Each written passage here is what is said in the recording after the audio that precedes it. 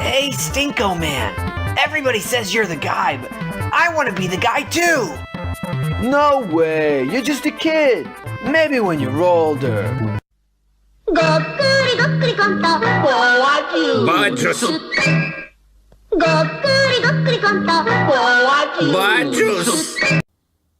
Welcome back to the Pitchy and Palscast. The full crew is back on this post-AFCON week.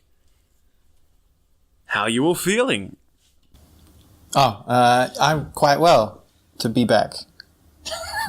Wait, I'm quite well and I'm back. Did Louis come back, or did we get like the robot version, like like a pod person or something? I feel very good to be back here at the podcast. We love you, Springfield. Much like the dialogue in the Flying Ghost. Alright. I think I should just get right into it. So last week I made a terrible mistake. I made films that were enjoyable to watch. So we fixed that. I wanted to continue a bit of a journey through mainstream anime hits. And this will go on for a few more weeks, most likely. Just to get a sense of the perspective of the actually respected works and the actually respected creators, critically. Which does lead to some certain rough watching. But we should also have fun next week when we watch real movies again. But in the meantime, while on that journey, there is a film which has some similarities to the main event of tonight. In some ways reflect two sides of the same coin. So to really get into what I mean, the films that we watched are Akira and The Flying Ghost Ship. The Flying Ghost Ship is also a bit of a sequel to last week, as the character of Golem was animated by one Hayao Miyazaki in one of his earlier career moments. I think it's more of a prequel than a sequel, which is just why it's so much worse than everything else. Okay, how can I best describe the Flying Ghost Ship situation? Let's briefly mention Akira.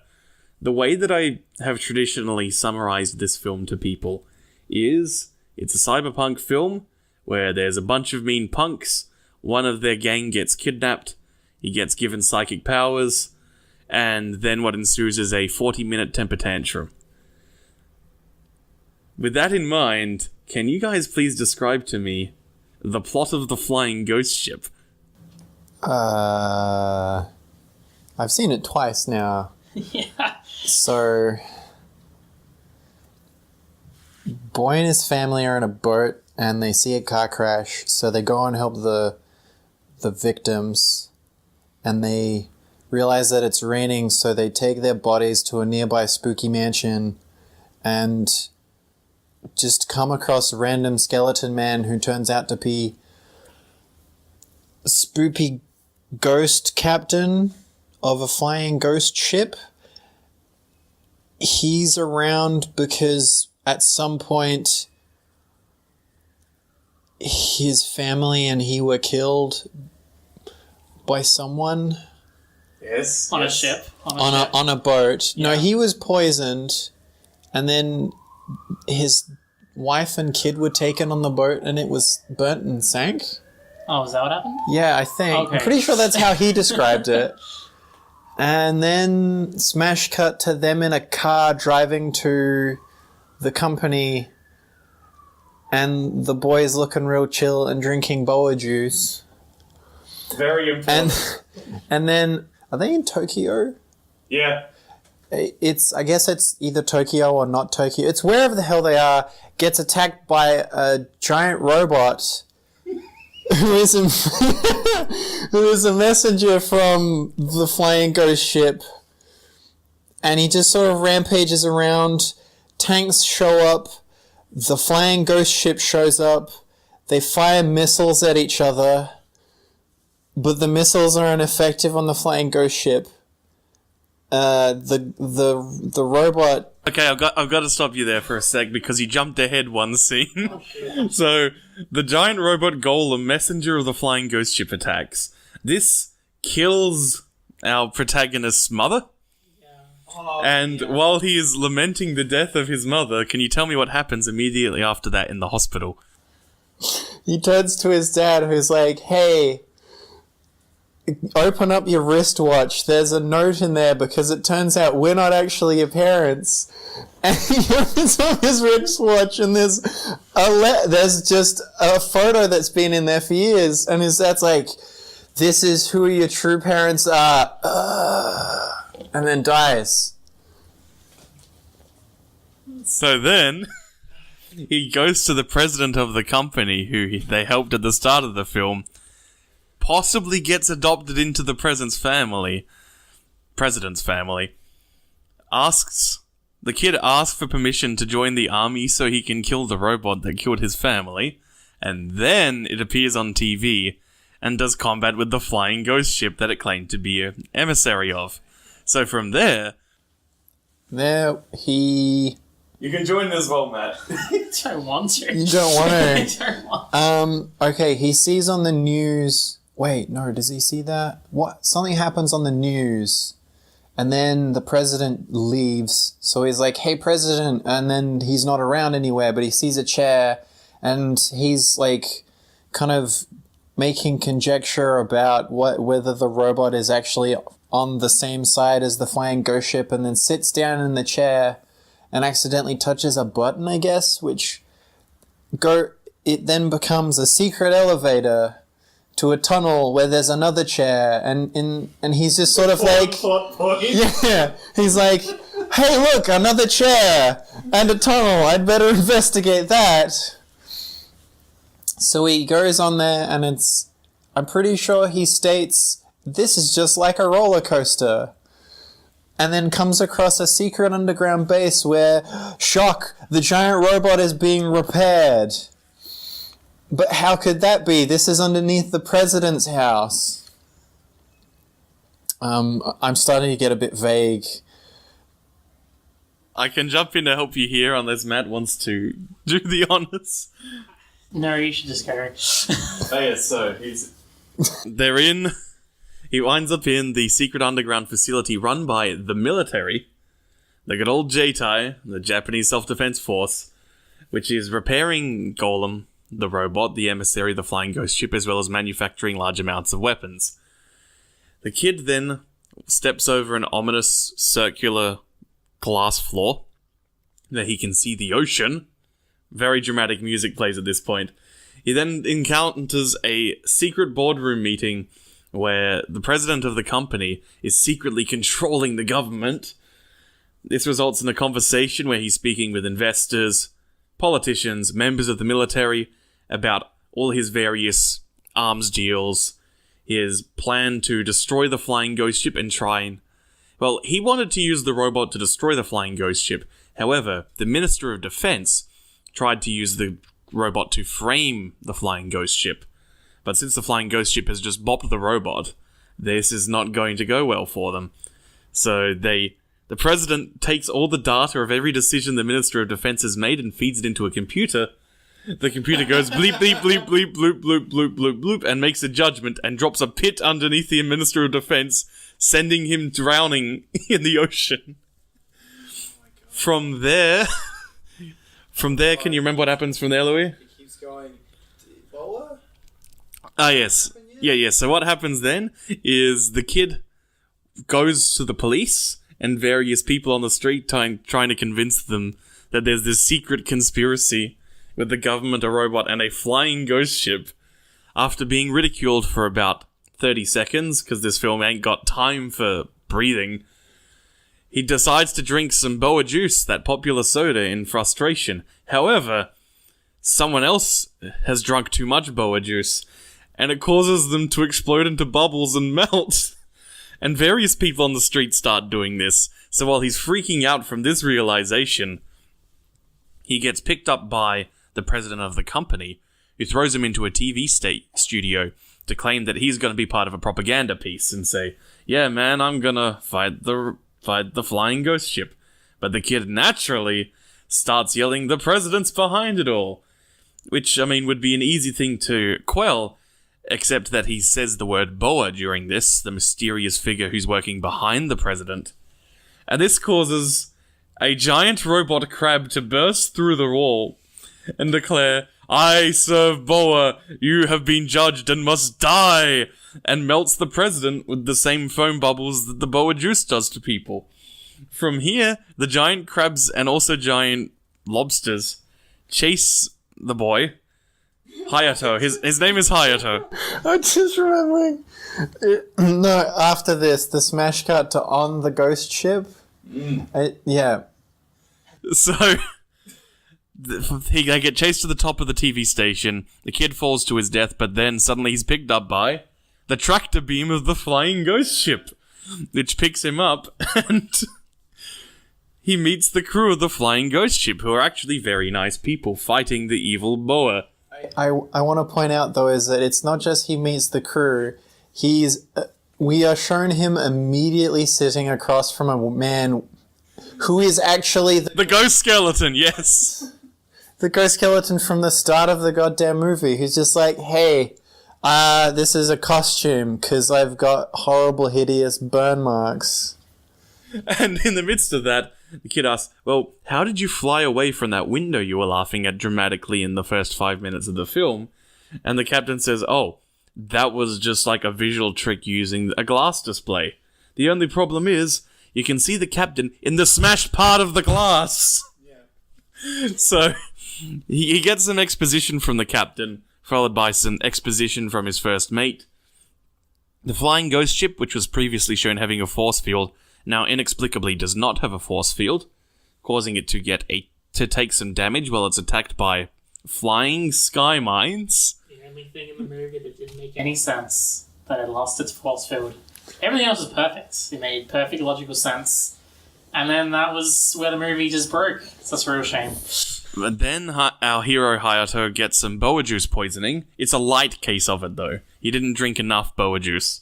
This causes him to knock the wrong button, disabling the radar jammer, which causes them to get chased down by all these sky mines.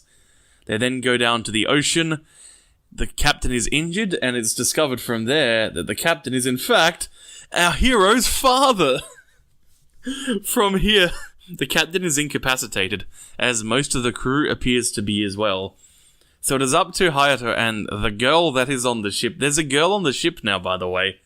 And together, they two-handedly take on the forces of Boa, sending this flying ghost ship underwater to battle a bunch of mines and robot sea creatures.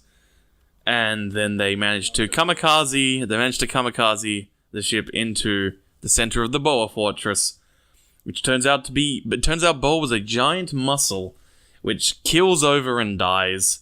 And that's it. Everyone's happy now. Hayato has a new family. Yay. We skipped the Kraken, like the giant octopus that gets defeated by a magnet. Yeah, they shoot magnets at a giant robot octopus underwater. And it's worth mentioning just because the weirdly long sequence of it killing over and dying, which features it bashing its head against a rock continually until the rock falls down and crushes it. The flying ghost ship. It almost feels... It's one of those things where like you could talk about everything that's wrong, but it feels almost like you don't... It's not worth the time to go into everything that is dumb. I think like the main part of this film, like the takeaway from the experience, is those first few twists, which I think make up the majority of the enjoyment from the way it starts out using. It's not just the fact that it's called the Flying Ghost Ship. It has, and we can explain the plot, but to explain that first 5 minutes is that it has all the feel and all the tropes of a horror story where they end up going to a haunted house or like a house that looks haunted, and the way they explore the place, the way the ghost captain shows up, it's all that horror kind of vibe. And then it's that moment when suddenly it jumps to them being in Tokyo, in the city, and then a tank just like they're like in a car and they're traveling along, and then a tank just comes across and like just starts crushing humans and cars alike, and then a giant robot is just in the city, knocking buildings over. the whole movie, like, you can just stop there, really. Like, the movie never gets better than that moment of complete insanity. Yes, that individual whiplash is the pinnacle of the beauty of The Flying Ghost Ship. A film which begins as a horror film, then becomes Godzilla, then becomes The Manchurian Candidate, then becomes Space Battleship Yamato. Really, the ultimate point they wanted to get across beyond, like, this is the best film ever made. the ultimate thing to really take away from it beyond that whiplash is, since it spends so much time trying so hard to hit as many possible plot beats as it can, when it then actually finally settles on a genre and an actual narrative goal, it takes to really the end of the second act for that to happen. And when it does, just that third act is such a drag. It chose, honestly, the most dull option it could. Because now it's just, you gotta go fight the thing. Much like all those Marvel movies, where once it becomes the guys have gotta fight the thing, that is quite often the least interesting part of those films. And it's the same thing here, really stretched out. This is only an hour long, but it manages to really feel its length just because of how much that third act drags.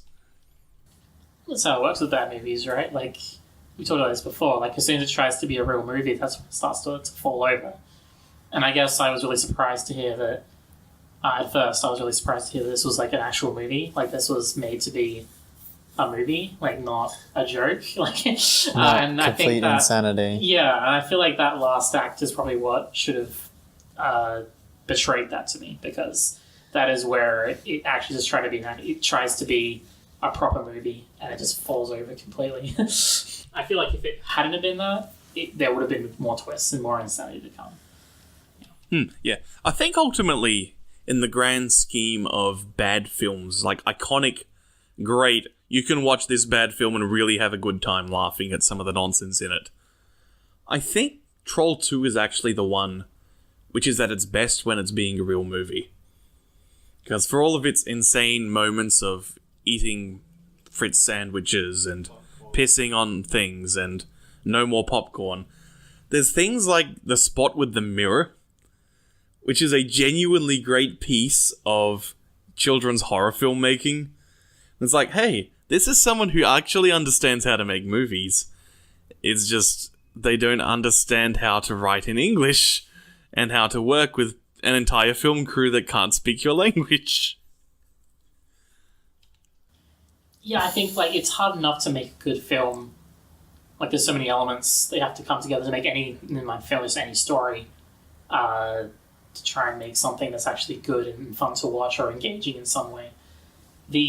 It's almost like an arcane magic trying to make a bad movie be, engaging to watch. And in that way, it's why that the only bad movies that are usually fun to watch are the ones that are just completely unintentional. Because of that, it means they're very, very rare.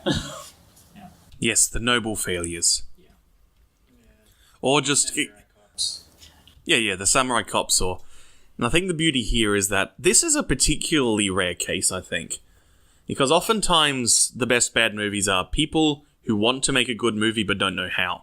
Or have got communication issues like with Troll 2.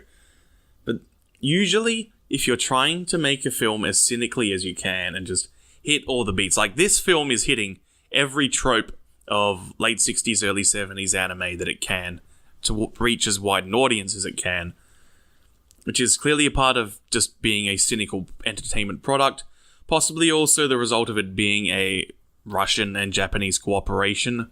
So you got multiple entities here probably trying to hit the cool things that the kids like. But it's just the particular items it chose and the way it decides to assemble a lot of them just comes off as this surreal chimera. A film that's like, you've got a list of things that are entertainment and some aliens have seen that list and decided to just assemble them in the order that they were written on that piece of paper. It does remind me a lot of those, I guess you call it a meme or a running joke, whatever you want to call it. You know, on Twitter when they there's these kind of jokes that keep on popping up where it's like, I made a robot watch all of these episodes of the TV show or Yeah. something like that, and this is what it came up with. I fed it every 60s anime trope, and this is Yeah. the script it gave me. Yeah. Yeah, there is absolutely a neural network-ish vibe going on. It particularly helps that the DVD rip that I showed you was of the Russian release, with fan translation of the dialogue. Not translating the Japanese, but a person who's not a native speaker of Russian translating the Russian subtitles into English, meaning it's gone through 2 different passes of translation. And I know enough Japanese, and the script is bare bones and simplistic enough that I understand pretty much all of it. So just having that extra level of surreal disconnect going on in the script really does add to the experience, I feel, of just making your brain do that, what am I seeing in that first half? It's a slight segue, but it does remind me a lot of a Deadpool comic that I really enjoyed, where they wanted to make, he met a Mexican character, a Mexican superhero in one of his comics, and they decided only in Mexico they would release a comic of that character. And they asked if they wanted to bring that comic to English speaking, to the United States and the rest of the world. And the creator of it said, okay, but only if you promise not, because he wrote it and it was translated into Mexican. He said, the only way, Spanish, yes. The only way I want to bring this back is if you translate the Spanish into English, not take my original work. I want you to translate what has already been translated into Spanish back into English, and I don't care what comes out of that. That's going to be on the page. Oh, God. And the product is pretty good. Yes. Yeah, it's the old Babelfish gauntlet. Yeah. I mean, that's really the parts of the Flying Ghost ship that matter.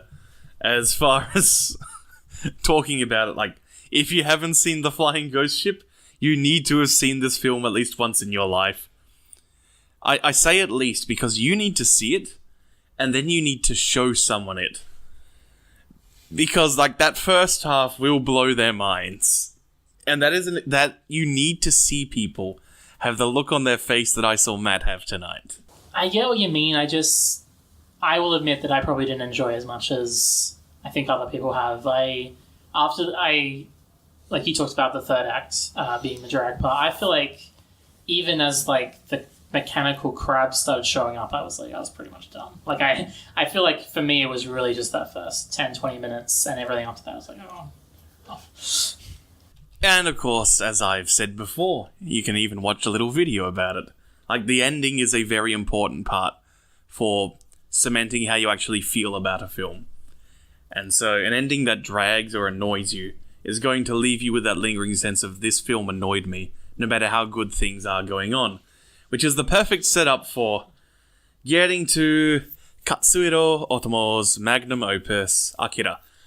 I guess the thing I should mention first, there's a bunch of things we can talk about here. I mean, it's friggin' Akira. It came out 30 years ago this week. There's, like, an entire issue of Japan Times dedicated to facets of this film that just came out.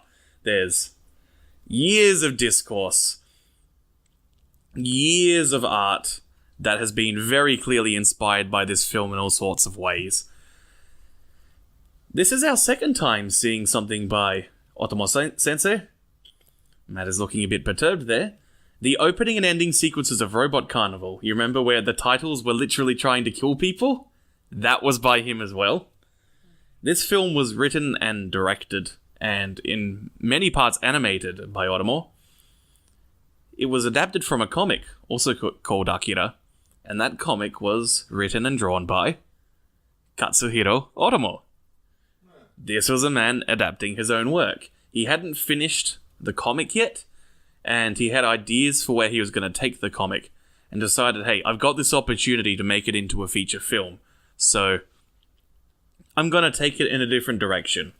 And basically, I think it's a bit like what I've referred to in the past as John Wick syndrome, though perhaps Akira syndrome is a better way to describe it, where this is the one opportunity I have to take all the ideas for this setting I got on the big screen, so I'm going to put them all in, and, like, that's going to happen, because it's the only time we got. This film is a visual delight.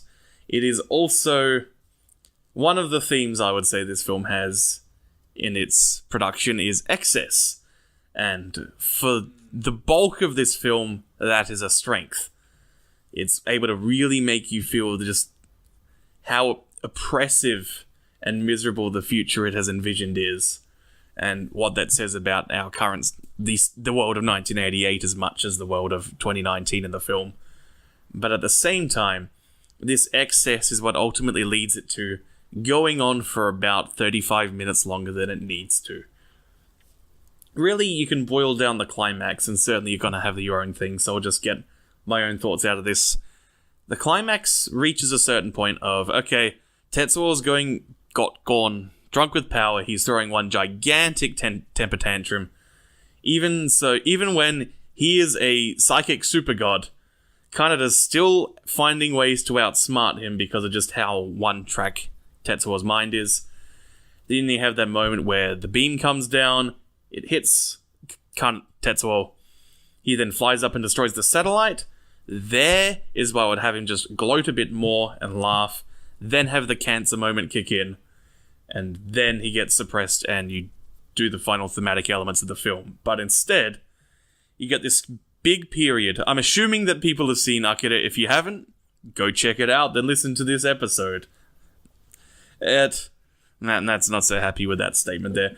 Yeah, basically, the point I want to get to here is the film has a climax, but then it brings you back down, so it's feeling like it's resolving things, and then it just drags along this period of nothing, just filling in expository dialogue that isn't really important to the themes of the film, and then tries to ramp up once again to get to that climax point again, but you've already emotionally gone through that process. And so when it tries to do it a second time, you just go, get on with it, finish, get on with it. We haven't done Holy Grail, we'll get onto that sometime. So I think that's the crux of where your frustrations are going to be, is that you can go talk about them and things in depth. Matt was writing a lot of notes during this, so we'll see how we go. Yes, except I stopped at the 20-minute mark. I was too unhappy with the movie to even want to write anything down at that point. I would agree, though. I would actually say that, considering that you made a great point that a lot of the movie could be summed up as toxic masculinity and like the problems between especially Kaneda and Tetsuo. Kaneda and Tetsuo. I actually would have ended the movie, this might be a bit harsh, but I would have actually ended the movie with the Iron Cannon shot. I wouldn't have had the cancer at all. I would have, whatever the hell that was supposed to actually be. Oh, man. But I would have ended it, I think that was a great shot especially because, I'll just say, there was a great shot of Kaneda. He was on like a pile of trash or whatever, like a rock pile, and he had a rock in his hand. He was going to try and drop it on... He was going to try and drop it on him or jump down. Either way, he was going to try and take him with the rock. You know? Yeah. And below him was Tetsuo, who was, as you said, he was trying to attack with the rock. I would have ended it right there. He's angry at Tetsuo, and he's going to like throw the rock, and then the Iron Cannon comes down and just blows them all up. I would have ended it right there, because I feel like that would have summed up... I still would have had some problems with the film. That's what's so annoying, is that I have criticisms about the majority of the film. The good part of it. Yeah, the good part. And yet it all feels so irrelevant compared to just how awful that last half an hour or whatever it is was. But I would have ended the movie there. I think it would have been a perfect ending, because it would have been like, it doesn't matter, especially because at the start of the film, there's this really savage tribal music. I think Louis actually first. And it doesn't show up again until right at the end of the film, when Kaneda and Tetsuo are having their really dumb fight. I think it's a dumb fight. It doesn't make any sense to me. But either way, they're fighting. And then it kicks back in again. And I feel like that was like...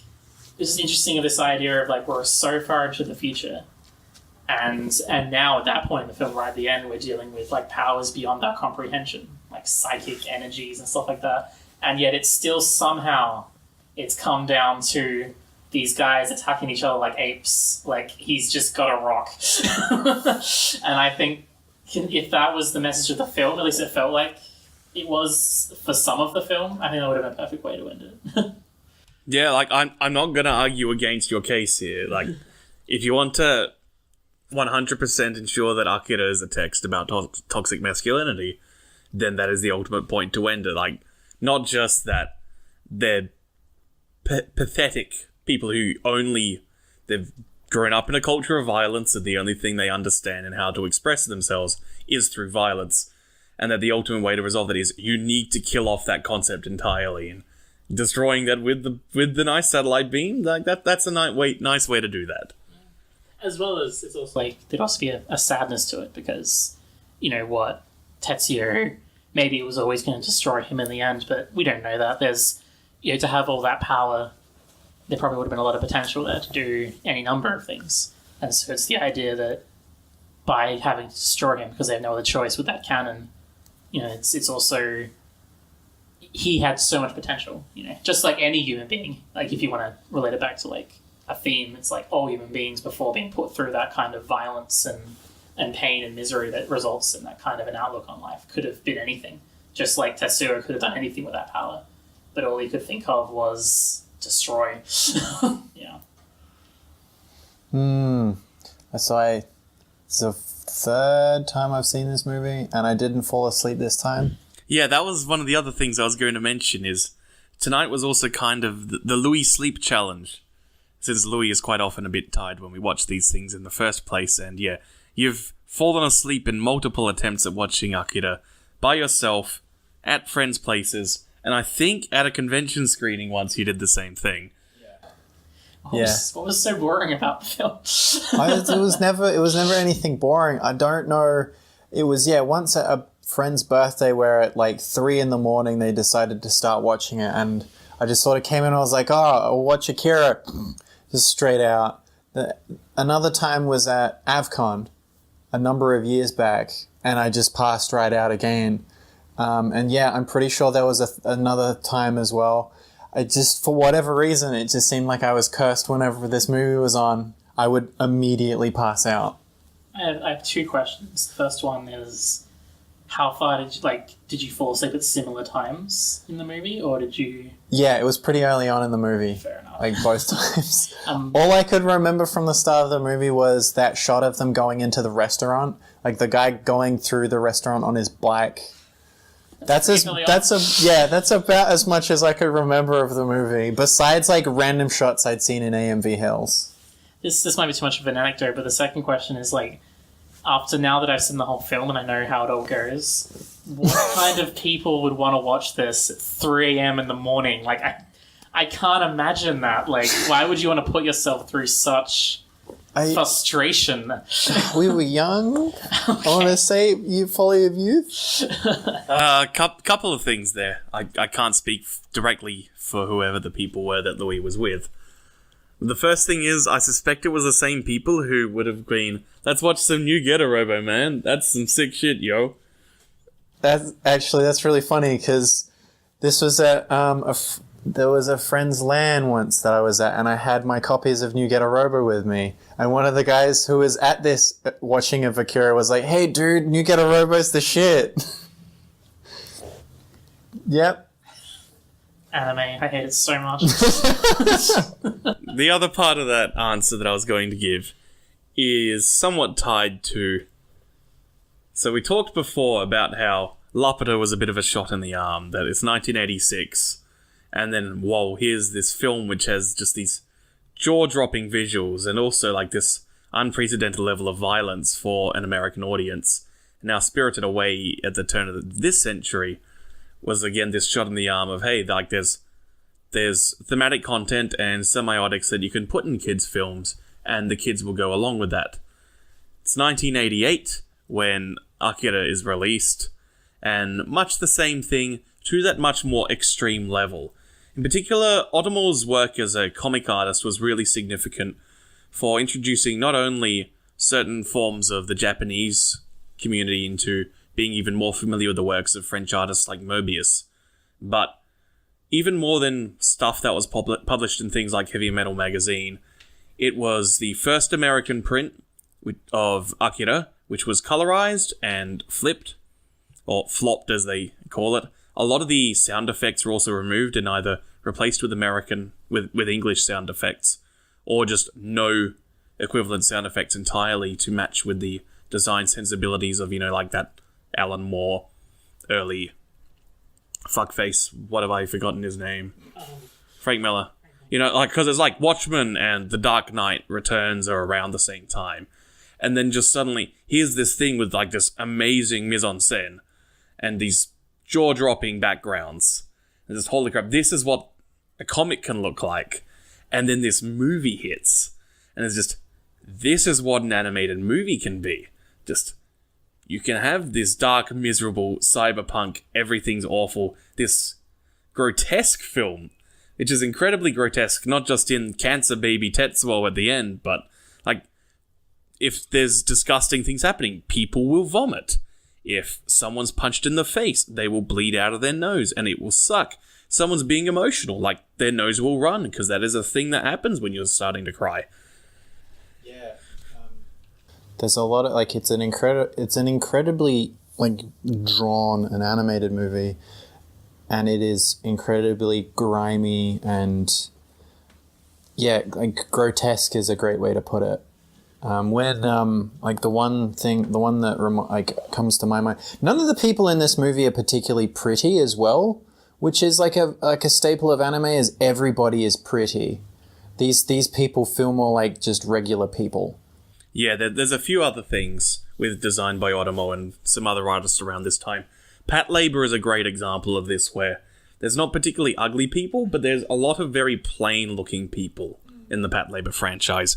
Even its, like, cute girl lead is, by anime standards, or even just, like, idealized art in general, not a particularly attractive person. It's just, hey, she's cool. She's a girl. Average girl.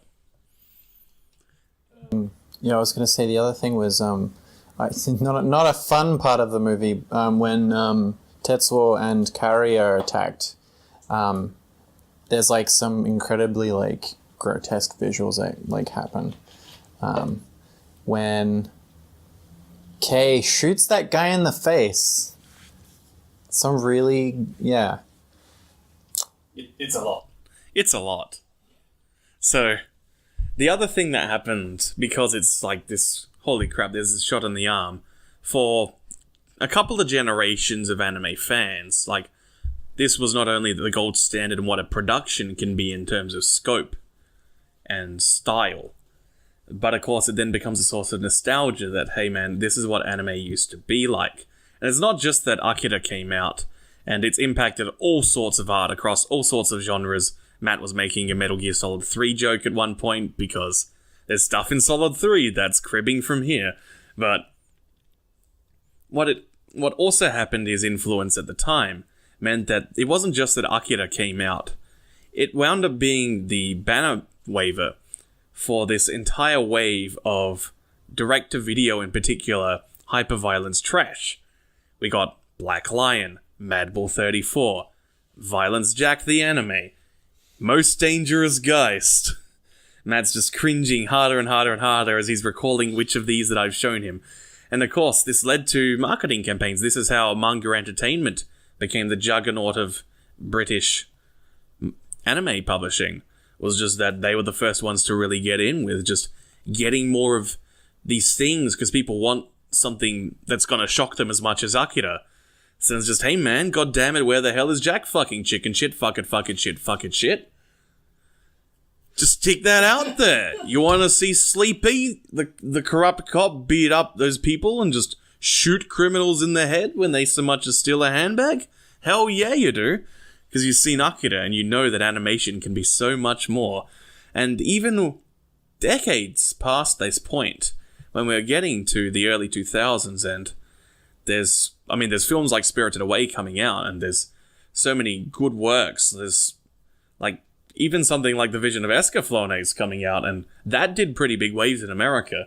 And that's almost as far apart from Akira as you can get. And yet you still see, like, half of the advertising campaign of things like those early 2000s ADV ads, like the Anime Network service of anime is exciting, violent, totally unexpected, are some of the phrases coming in at the same time as wacky and magic. Like, for a lot of people, this is what it meant to be watching anime. was you getting that shit that you can't get in your video shop. So there's like almost a countercultural kind of element to it then. Okay, fair enough.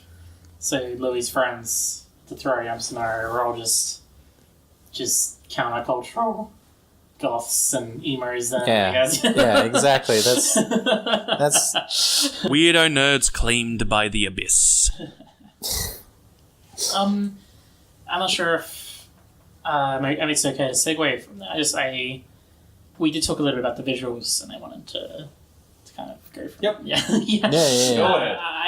Especially because I want to talk about some of the stuff I did like about the film, because I want to hold on to that as hard as I possibly can. I really liked the way it set up its world, Akira, in that there was very little exposition. There was just a little line at the start that said this is Neo Tokyo, said of the year, said it was after World War III. So, nice little setup. It didn't feel the need to have anyone really explain anything about World War III or about the current culture or climate or governance of Tokyo or Japan or even the world. It was just able to show things in a very, in the same way Children of Men might have done it. So that's one of the movies I like to think of with this kind of thing. Like, you were able to see it in the visuals, you were able to see it in how the school especially, but also just the streets. Pretty much everything, actually. It's just complete trash. I was going to say is, and even the world at large, there is, even the fact that the Olympics is still a thing that happens. It means that, the rest of the world, more or less, there is still an amount of, international politics is going on. Yeah.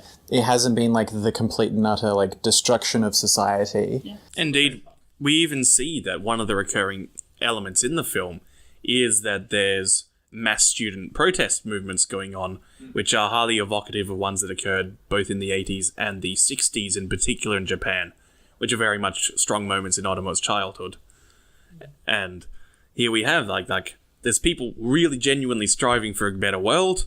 The film has a bit of horseshoe theory going on in it, where a subset of the student protest movements, some of them are just moving straight up into apocalyptic cults, and other parts are moving into overt terrorist acts in order to try and destroy a thing which they think is integral to the stranglehold that the Japanese policy has on making the world a shittier place by the fact that they are continuing to run the project which blew up Tokyo in the first place.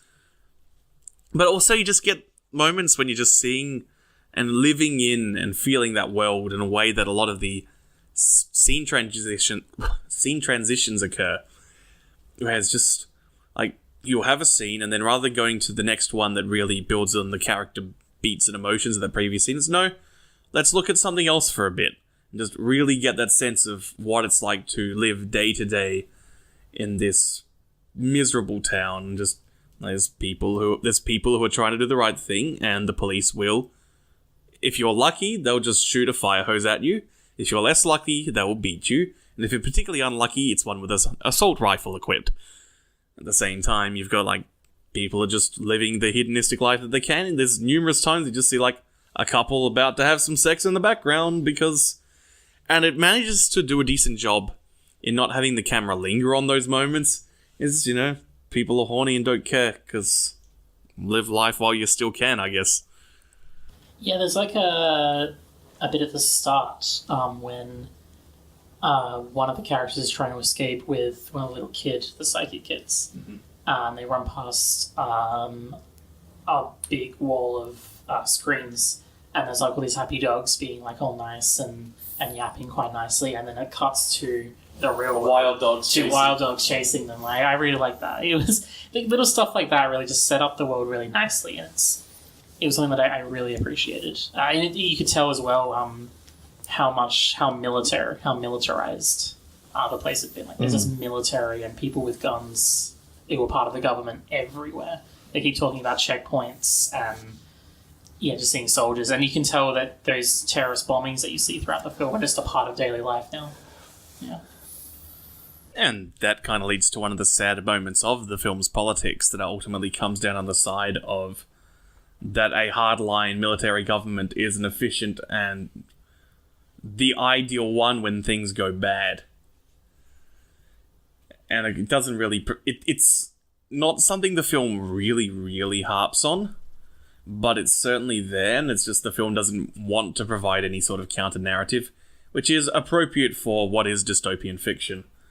It is, of course, perfect that a film made 30 years ago has as one of its subplots that in the year 2020 Tokyo will be holding the Olympic Games. Lo and behold, Shinzo Abe, you son of a bitch, you got there.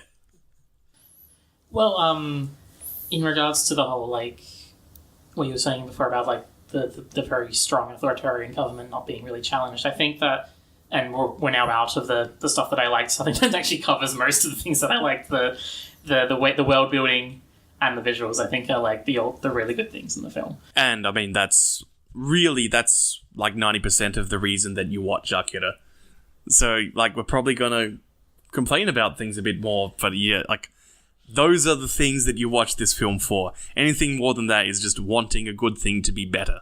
Yeah, I would say with the thing about the authoritarian government, I think that was one of the things I was a bit disappointed with, is that it seemed to be setting up some interesting stuff with the resistance, or whatever you want to call them. You learn about this guy called Ryu, not the one who does pancake, but and it doesn't really go anywhere with them. Like, Kaneda runs with them for a little while, and there's a little scene, well, a big scene actually, when they infiltrate the main building with all the psychic kids, including Tetsuo. But then they just sort of fade out of the film. And I think that was really disappointing, that I wanted to see some more stuff with them, and I wanted to see more things happening with the world. But unfortunately, eventually everything was kind of just squeezed out for Tetsuo's temper tantrum. For the second Everything was squeezed out for Tetsuo, Kaneda, Tetsuo, Kaneda.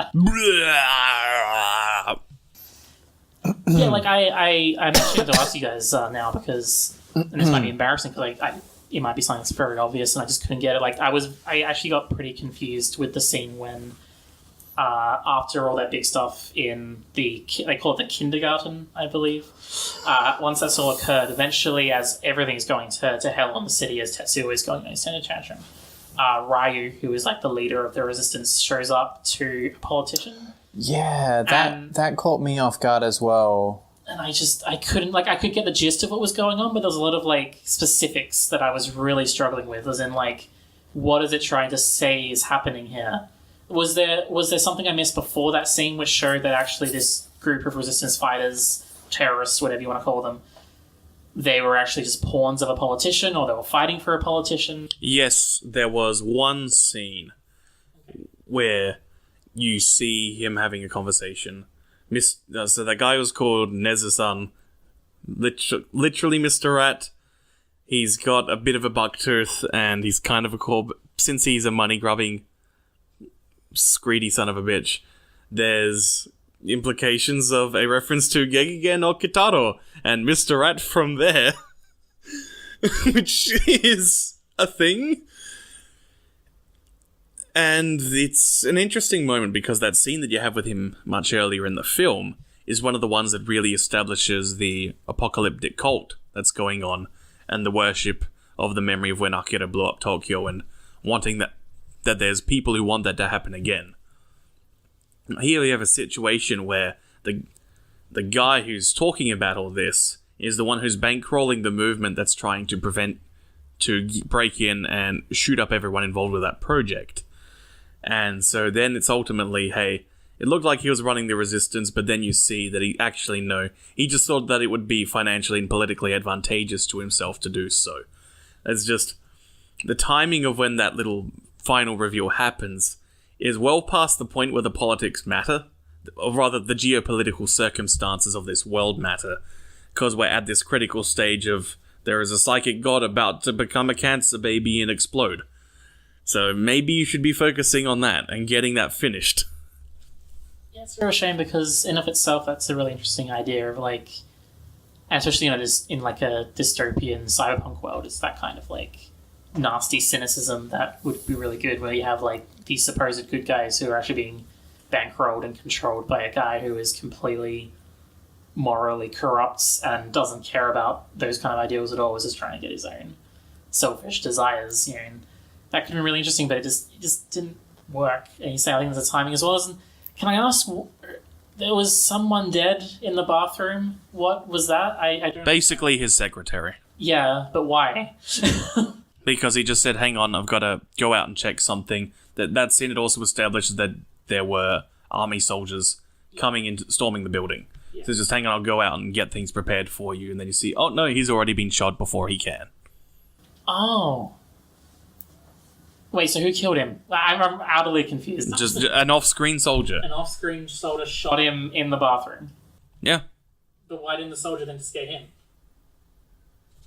It's possible that it was also just a suicide. It's one of those things where it's just like a lot of that scene is so irrelevant that anything that happens is not worth thinking about, and probably is a bit sloppy because there probably wasn't much thought put into it at that point either. Yeah, kind of like the scenes with like the doctor, like the scientist, where he's just sort of like staring at numbers and stuff. It's like I don't think we really need. It doesn't matter at this stage. We know that he's like a psychic gug cancer baby that's going to explode. We don't need the science man to tell us that it's like Akira, because we can probably kind of put two and two together already. Yeah, that all stuff very much reminds me of a part of modern internet and fandom discourse that's been increasing, which is the idea of analysis and the damage of wikis have had towards how people are engaging with texts, where the way that wikis are often constructed leads to pushing people further into a pursuit of trivia, a trivial pursuit, as it were, and a fixation on lore as opposed to text. And all those moments are lore moments. It's, here is stuff that's happening in the world, but it doesn't tell you anything interesting about the world. Yeah. Which is funny, because this takes me back to in high school. I spent an inordinate amount of time just reading the Elder Scrolls wiki instead of playing the games. Well, I mean, like, consuming lore is fun. I've been banging up some ideas about a certain Alisoft game that I finished during the week. And, I mean, Alisoft games are very lore-heavy, and there's a lot of interesting text to that lore. But it is also fun just to engage with something at that purely superficial, hey, here's a neat idea level. But then a truly great text will be something that you can explore further and actually understand something about what the author was thinking and what they're trying to say about the world that they live in, the way that they understand things. Yeah, I think something I would say to that is that despite the fact that I really enjoyed the world building at the start of the film, I would say that I think one of the things that the movie... There's like two movies here. When I'm talking about the movie, like problems in the movie now, I'm talking about problems before it shits the bed. Before it shits the bed. This is a problem for me even before that, in that I felt that as good as the world building was, I actually wish there was more of a focus. I wish it was more focused in terms of trying to tell its narrative. I felt like and I think there's a big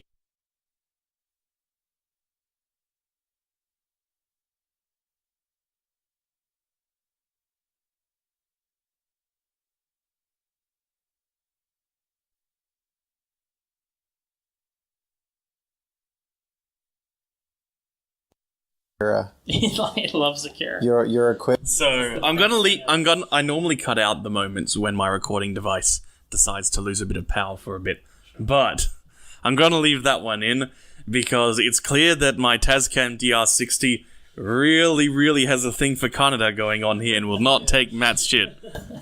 Well, I'm also going to shit on Tetsuro in a second as well, so maybe that will balance it out for it, unless it likes him as well. Yeah, I feel like its main protagonist is a bad one, and also its main villain is disinteresting. So even though I was talking before how much, if the movie ended the way I wanted it to, where the Iron Cannon comes down and destroys them all, it would be a perfect theme of toxic masculinity, I still would have been not too happy with the two main characters.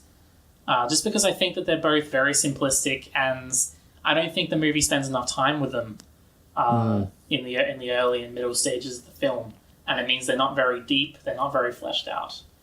And it kind of just leaves the movie, like, you talked about how the movie would bounce around a bit, and that it does have its, usually when you make decisions in fiction, there'll be pros and cons. And I think the con of the way it bounced around, the way it did that such great world building, is that there isn't enough focus in the story. That means it doesn't drive and flow as well as it probably could. When you look at like what happened to each character, it's like not much happens to them. Like Tetsuo kind of like gets taken away, and then he has a bunch of nightmares. Yeah, that's how I summarized the film at the start, and that's why I took such a heavily condensed summary, because like that's the bits that actually matter, and it shows how, I guess, the appeal of this film is really in things that have nothing to do with its characters. If I may compare to, say, Victor Hugo's Notre Dame de Paris, where he explicitly stated that the main character of The Hunchback of Notre Dame is Notre Dame Cathedral. It's about a place, and I mean, like, there were specific reasons he wrote that way, but I guess I'll let you get back on. I was gonna say the only I've just lost my train of thought. Oh no. I always hate when that happens to me anyway. Rowan Atkinson. It was Rowan Atkinson. If you want to... Oh, no, I remember. Yeah, and like half the stuff that they could have done with these characters is tacked on during that tediously long ending. Yeah. Because we get flashbacks to them as kids, which would have been great earlier in the movie. Because then we could have actually cared about Tetsuo and Kanada's like relationship. Because like for the longest time, you were literally just like, are these guys friends? Yeah. I can't tell, are these guys friends? I guess they're meant to be friends because he's trying to save him.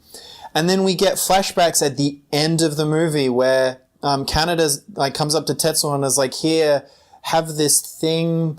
It's shitty that the older kids always treat new kids like this. You got beat up. I also got beat up. Let's be friends or something."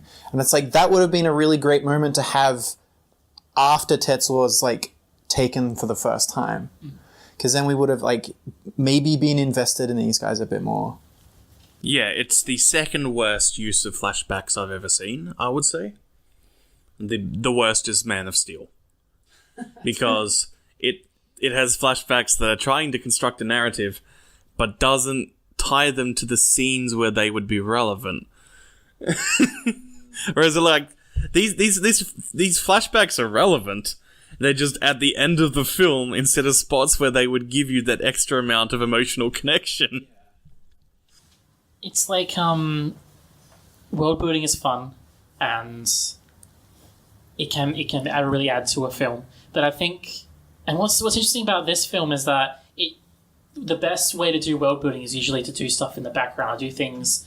It's that thing in fiction, right, where if you can do more than one thing with a scene, then you're doing really well. Mm-hmm. And the great thing about world building is that because it's often background elements or just like a general feel to the world, it's something that you can do while setting up main characters. While this film, it does so of its world building and is able to do it in like a very background kind of way, in a very subtle, and doesn't need to take much time with it.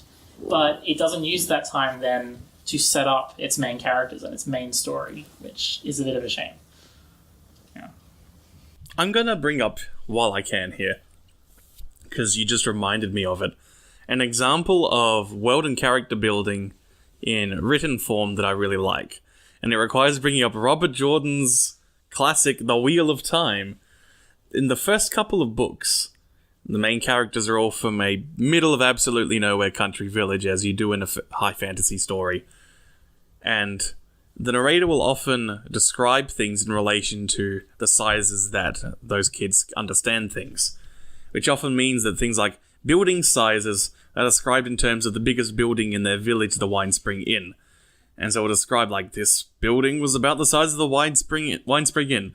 This one was a fairly large inn. It was about 2.5 Wine Spring Inns in size. Things like this. The third book, there's a moment about 200 pages in, because the Wheel of Time is hilariously bloated, where one character approaches an inn in some backwater village, which is still significantly better off than what theirs back at home is. and the narrator describes the building as being a very small inn, about 4 wine spring inns in size. And then the main character has the thought of, since when did I start thinking that was small? And it's just in the middle of just, like, establishing the process of some traveling and a bunch of other character moments, and it's just this wonderful convergence of a sense of the world's scope and the way that the characters' understanding of how they're interacting with the world and their sense of identity has changed, even in what is a relatively short span of time. And that's an example of really efficient combination of character and world building. Yeah, I also that's actually really good. I like that anecdote. That's pretty good. That's a good way of doing it. Yeah, I said it before. I talked about Children of Men. I think it's another good movie where yeah, The movie is free. We're cutting it there. That's a really good film. a good movie. End of the podcast right there.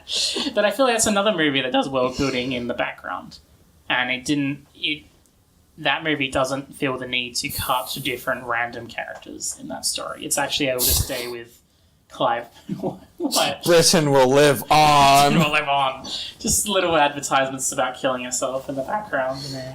I'd love a quietus. No, the way it's able to stay with Clive Owen's character Theo throughout the entire film, it's able to construct a perfectly realized world, but it also never feels the need to it's still able to have a main thrust of a story that flows really, really well. And it's a shame that Akira can't do the same. Yeah. And to be fair, I mean, Children of Men is in many ways, I would say, certainly a culmination of a century of film theory. And Akira was made by people who don't quite have... I don't want to paint Japan as being backward savages. I mean, Akira Kurosawa was a very significant voice in the development of film as a medium across the world. But certainly, someone whose forte is drawing and is entering the film world, as opposed to someone who's been aggressively studying everything about how you construct a story in film, going to wind up with different things, and often this film doesn't quite have that. The story is the least important part of experiencing Akira, as I've probably said earlier in this show. You got any other points you want to get to? I mean, we've passed the hour mark, man. Oh, wow, it's directly to me. Yeah, it's all your fault. I guess it is just funny that I was saying that the main story is the least interesting about Akira, because that was kind of how I felt about the previous main film that we watched. I feel like Spirited Away was more important than Laputa last week, and definitely Akira was more important than Flying Ghost Ship this week. We had the same kind of thing where I felt the best part of Spirited Away was the location, the setting, and the main story was always disappointing. So it's like, I'm not sure if you planned that out, but if you did, it was a good connection. Yeah. It rhymes. Each stanza rhymes with the last. I don't think I have too many more points. I think I've said everything. I will say that, I guess, the last 20 minutes, last half an hour of this movie is so bad that I would not recommend it. Dang, I was about to ask you, like, are you glad that you have experienced Akira? No, because my feelings are of just such intense disappointment and dissatisfaction. It really is amazing. I'm trying to think of another experience. Maybe you two might have one or two or whatever. I'm struggling to think of another time where of enjoying a text, and then the last, like, very, very last bit of it just completely shitting the bed. Like, it was amazing how, like, I'd gone from liking the movies, and I would have said, if you asked me at that point, I would have said it was a good film, and then it turned to a decent film, and then it went to a bad film, and then it just kept on going. Like, every minute seemed to make it worse and worse. I'm just really disappointed in it. I'm saddened. I would recommend falling asleep at the hour 30 minute mark. And there you have it from the pros. We'll talk to you next week. I think we'll do continue through a journey of other creators. So I think I'll do an Isao Takahata and a Satoshi Kon film next week. That's some real movie makers right there. So that should be a good time. Look forward to it, everyone. We'll see you next week.